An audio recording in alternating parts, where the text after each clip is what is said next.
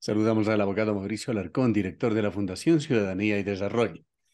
Bienvenido, abogado Alarcón. Vamos acercándonos ya al final del año y hay sucesos importantes que están dándose en estos días, prácticamente ya días festivos. Joe Biden recibirá el día de hoy, habrá recibido, posiblemente ya cuando esta entrevista esté al aire, a Guillermo Lasso, presidente de Ecuador. Quisiéramos conocer su punto de vista sobre la relevancia de este encuentro. Gustavo, buenas noches. Un saludo para ti y para nuestra audiencia.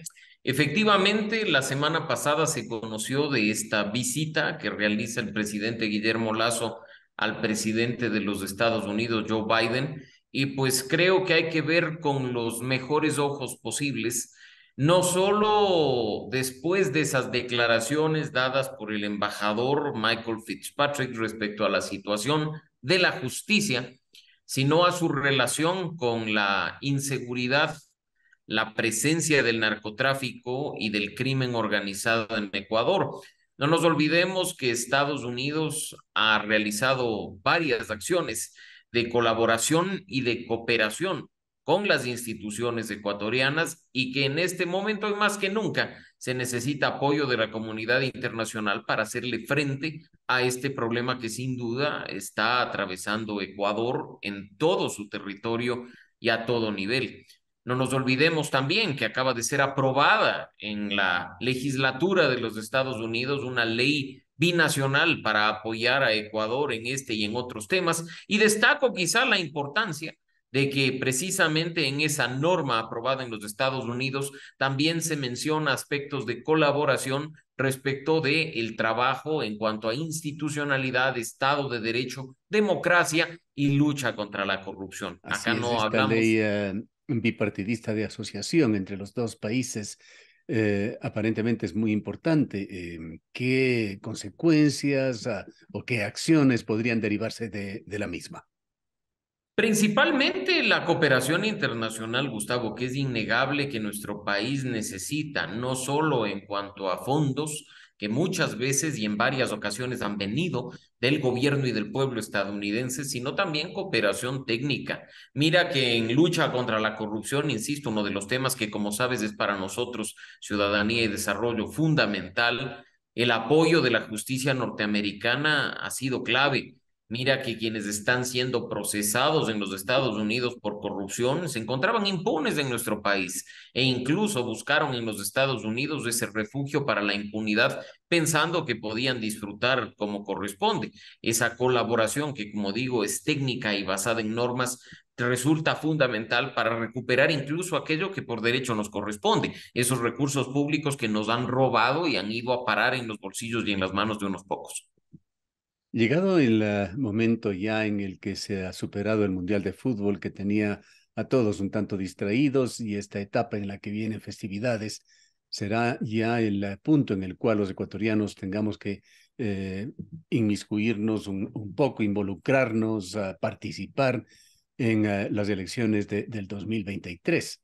Y quisiéramos iniciar este tema con una visión suya sobre estos partidos, movimientos políticos, estos actores que se han inscrito para apoyar el no o el sí en la consulta popular. Gustavo, no nos olvidemos, como tú dices, que en febrero de 2023 no solo acudiremos a elegir a nuestras autoridades seccionales, sino que también tendremos la oportunidad de votar en un referendo que cambie parcialmente nuestra constitución en temas tan sensibles y tan importantes como el de la extradición, a cuestiones tan fundamentales en materia institucional como la designación de autoridades y la forma en que se compone y se nombra al Consejo de Participación Ciudadana y Control Social. Si bien es cierto que la ciudadanía vendrá de un ambiente festivo y probablemente empezará a preocuparse para el tema de las deudas pendientes después de la fiesta, como siempre pasa, no es cuestión menor lo que enfrentaremos en las primeras semanas de 2023, con lo cual la ciudadanía responsablemente tiene que escuchar la opinión, el análisis que se transmite a través de medios de comunicación como este e incluso tomarse un poco de tiempo, quizá un par de horas para revisar tanto quiénes son sus candidatos, autoridades locales, su hoja de vida, su trayectoria, sus credenciales académicas, sus propuestas, pero también las preguntas y sus anexos en cuanto al referendo constitucional. El panorama, como tú sabes muy bien, podría, al igual que en ocasiones anteriores, terminar siendo una polarización a favor o en contra del gobierno, y pues esperemos que eso no influya decisivamente en el resultado, considerando la importancia de lo que se le está preguntando a los ecuatorianos. ¿Cuál es su visión sobre las preguntas de la consulta popular? No queremos entrar una a una, sino más bien sobre los conflictos que se abren. Hay advertencias. Como usted sabe, aquí en la ciudad de Cuenca hay una fuerte corriente ecologista que defiende sus fuentes de agua, que las ve amenazadas particularmente por dos proyectos mineros. Y se ha comentado en estos días que me parece la pregunta quinta que habla sobre las zonas de recarga hídrica, abriría con sus anexos un interim, un periodo en el cual el gobierno podría emitir cualquier tipo de resolución sobre estos conflictos, una especie de caballo de Troya. Partamos de que, como ya lo ha dicho el gobierno, Gustavo, hay tres ejes principales en este proceso de referendo. El primero, vinculado al crimen organizado transnacional con la pregunta de la extradición. El segundo, con la institucionalidad, lo que significa trabajar en independencia de la Fiscalía, la designación de autoridades, la conformación del Consejo de Participación Ciudadana y finalmente, pues, aquellas preguntas vinculadas, como tú ya lo has mencionado, al tema ecológico. Creo que el punto de partida es generar conciencia en la ciudadanía, porque ya se escucha ese tipo de afirmaciones en la campaña electoral, de que esta cuestión que se le preguntará, este referendo, no va a cambiar la vida de los ecuatorianos de la noche a la mañana, no va a convertirle a Ecuador en cuestión de horas en un país seguro, o no va a poner en inminente riesgo la institucionalidad y la designación de autoridades. Hay que poner las iniciativas donde corresponde y dimensionar las expectativas con los pies sobre la tierra. Y si bien es cierto que hay riesgos, como los que algunos grupos ecologistas han señalado respecto de aquellas preguntas del tercer eje, podríamos, desde el lado de quienes trabajamos integridad, transparencia y lucha contra la corrupción, también mencionar riesgos de lo que significa cambiar la forma de Exactamente, designación de autoridades o reducir el número de asambleístas. le toca jugar un papel a las organizaciones ciudadanas, sabiendo que los ecuatorianos, en general el ecuatoriano de a pie, está demasiado ocupado en sobrevivir como para leer esos largos y a veces complejos anexos. Y mira qué irresponsable puede resultar el gobierno nacional, que simplemente le presenta al país a través de su campaña en redes sociales una visión que es la que quieren imponer para obtener un resultado positivo. Yo te pregunto, en cuanto a un tema muy específico, el de la Asamblea Nacional, ¿el problema es de cantidad o de calidad? ¿Va a cambiar la Asamblea Nacional por no tener 150 y solo tener 120 legisladores? El problema de la crisis de representatividad, del mal trabajo que realiza un número considerable de legisladores, no se fundamenta en la cantidad, ni como algunos funcionarios de este gobierno lo están haciendo, en el monto económico que cada despacho representa a los ecuatorianos al mes, sino en la irresponsabilidad de los partidos y movimientos políticos en presentarnos candidatos que ni siquiera tienen las credenciales académicas o de experiencia suficiente para ocupar un cargo. Se aplica incluso en las elecciones locales en este momento, donde vemos simplemente cualquier persona ocupando un listado de concejalías. Y yo creo que bastaría hacer ese simple ejercicio, como lo mencionaba días atrás en mi cuenta de red social de Twitter, en el sentido de revisar las listas de concejales para ver cuánto le importa a una ciudad, a un alcalde, a una autoridad, lo que puede pasar con el futuro. Creo que ahí hay una respuesta bastante clara y en ese sentido, como digo, y tú lo mencionas acertadamente, Gustavo, algunos no se darán el tiempo de revisar, se dejarán llevar por las corrientes, con lo cual el trabajo desde la sociedad civil y por supuesto de la mano de ustedes, los medios de comunicación, los periodistas, este tipo de espacios informativos puede hacer la diferencia. Y estas advertencias parecen no ser un tema sin piso, pues hay boletines oficiales que de alguna manera dan cuenta de esa decisión predeterminada del gobierno, priorizando exclusivamente temas económicos, no negamos su importancia, pero yéndose por encima de decisiones como la consulta de Cuenca, apoyan directamente la minería. Un boletín de prensa dio cuenta recientemente, la semana pasada, que el Ministerio de Energía y Minas ha promovido la conformación de un plan estratégico. Lo ha hecho en una reunión también llamada estratégica con presencia del Ministerio de Energía y Minas, la Secretaría de Alianzas Público-Privadas, elementos, miembros directivos de las Fuerzas Armadas para defender a los proyectos mineros que se dan en el país. El gobierno debería actuar también en esto con equilibrio. Hay un Ministerio del Ambiente que tiene que jugar un papel también súper vigilando el tema de los problemas medioambientales, ecológicos. Hace falta realmente una actuación transparente y un tanto equilibrada del gobierno en estos temas. Totalmente, Gustavo, y las instituciones y las autoridades no pueden actuar al margen de la norma.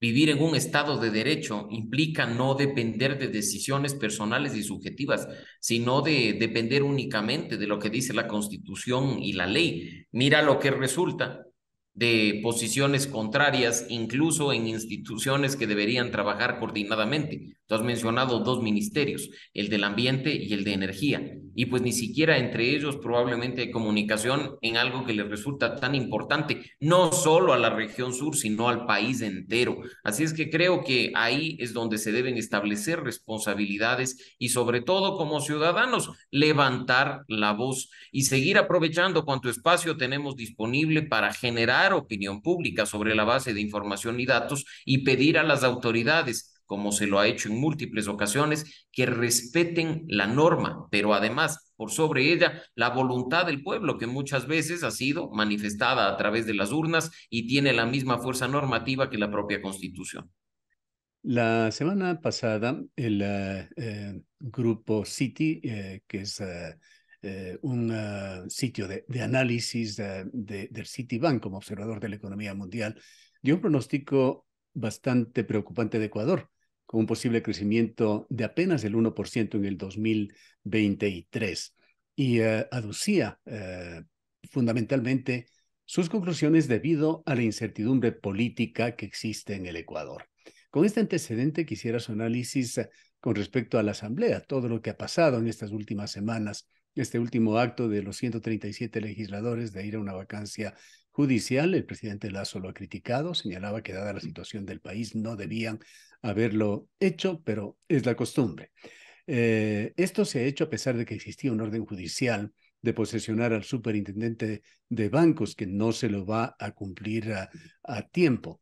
Por otra parte, está de por medio ya una cuarta terna para la elección de vocal y próximo presidente del Consejo de la Judicatura, terna que ha sido fuertemente criticada. Lo hizo en este medio de comunicación la actual presidenta de la Corte Provincial de Justicia, quien estuvo presidiendo la cuarta terna. Ella habló de una politización, en el peor sentido de las palabras, de politiquería, dijo, que había sido un eje cruzado de acción en todo este tema. Su comentario sobre estas situaciones que más allá de la incertidumbre política en el país genera incluso ya consecuencias de carácter económico. Y ese es el punto de partida, Gustavo. Pensar que la economía va por cuerda separada que la política es ingenuo, por decirlo menos. Toda decisión que ocurra en la esfera del poder político impacta positiva o negativamente en la economía nacional y en particular en la economía de los ecuatorianos. Probablemente al escuchar una cifra macroeconómica, la del crecimiento en apenas un 1%, el ecuatoriano no dimensione lo que eso significa en nuestro país. Significa que no habrá suficiente generación de empleo, significa que no moveremos en cuanto a importaciones y exportaciones de la mejor manera los recursos que el país necesita y que otros países necesitan de nosotros. Quiere decir que no habrá suficiente inversión por parte del Estado, de acuerdo a lo que esté establecido en el presupuesto general que la Asamblea debe terminar de ratificar dentro de estos temas en función de las observaciones realizadas. El impacto es grandísimo y lo cierto es que las pugnas políticas están a la orden del día. Mira lo que sucedió el día de ayer en la Asamblea Nacional, donde, por supuesto, escudándose en la posesión del superintendente de bancos, no nos olvidemos que hay dos designados, y en ese punto hay que tenerlo muy claro que acá no estamos para hacerle el juego político a nadie, sino para analizar las cosas con la mayor objetividad posible. Se han echado abajo la discusión de un proyecto de ley que sí es importante para los ecuatorianos, un proyecto en materia de seguridad, donde incluso se quería discutir de manera más profunda lo relativo a las vacunas que de manera permanente está aumentando en nuestro país respecto de aquellos microempresarios o de aquellas personas que emprenden algún tipo de actividad económica en su localidad. Y eso es apenas una parte. Tú has mencionado la situación de la justicia. No nos olvidemos lo que ocurre en el Consejo de Participación Ciudadana y Control Social y en las otras instituciones que forman parte de la función de transparencia y control social. No tenemos defensor del pueblo, no tenemos contralor, los concursos se pueden quedar a medio camino a propósito de la elección del mes de febrero y el referendo del mes de febrero. Así es que esa inestabilidad, que es producto de la irresponsabilidad de nuestras autoridades y los funcionarios políticos que se encuentran en el poder, simplemente nos pasa factura a los ciudadanos comunes como nosotros. Lo que nos lleva nuevamente a la consulta popular y referéndum. ¿Qué disyuntivas se abren con respecto al Consejo de Participación Ciudadana y Control Social? La disyuntiva de perder dinero, porque estamos gastando recursos que nos pertenecen a los ecuatorianos en elegir miembros del Consejo de Participación Ciudadana, cuya designación y nombramiento podría quedar en el aire en función del resultado del referendo. Hay candidatos al Consejo, vamos a votar por ellos en febrero de 2023, pero si el resultado de una de las preguntas es positivo, cambiará la forma de integración del Consejo de Participación Ciudadana y Control Social, dejando ese voto de los ecuatorianos en el aire. ¿Qué pasa con los concursos en marcha? ¿Qué pasa con esto que sigue en pugna en cuanto a la destitución de juicio político de 4 miembros del Consejo de Participación, quienes siguen en el poder producto de la presentación de un acto garantista, una acción de protección específicamente? ¿Dónde queda la designación de los suplentes del Consejo de Participación Ciudadana y Control Social llevada a cabo por la Asamblea en las últimas semanas? La política en nuestro país es un chiste, y es un chiste que respeta la Constitución y se burla de nosotros en nuestra cara.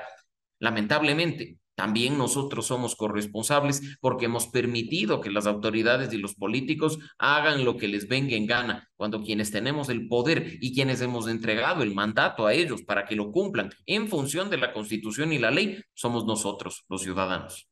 Culminemos con una reflexión sobre la importancia de las elecciones de febrero, que tendremos los ecuatorianos que irle dando mayor espacio, mayor cabeza. Los gobiernos locales, Gustavo, son aquellos que día a día los sentimos más cercanos por el tipo de servicios que nos prestan a los ciudadanos. La recolección de basura, el mantenimiento de parques y jardines, la cuestión del tránsito, está en manos de esas autoridades locales. La participación ciudadana en cuanto a lo que ello implica se realiza en este nivel de gobierno, en el gobierno local. Por ello, al momento de elegir, por un momento no lo hagamos con el corazón, hagámoslo con la cabeza. Informémonos quiénes son los candidatos, su trayectoria, su hoja de vida, su experiencia, su formación académica. Revisemos sus planes de gobierno presentados al momento de inscribir las candidaturas. No nos dejemos llevar por sonrisas fingidas o por bonitos jingles en spots publicitarios y tomemos la mejor decisión, considerando que en manos de quienes elijamos en febrero de 2023 estarán los 4 siguientes años de funcionamiento de nuestra provincia, de nuestra ciudad o de nuestra parroquia. Gracias, abogado Alarcón. Siempre un gusto, Gustavo, a la orden. Un abrazo a la distancia a ti y a nuestra audiencia. El abogado Mauricio Alarcón es el director de la Fundación Ciudadanía y Desarrollo.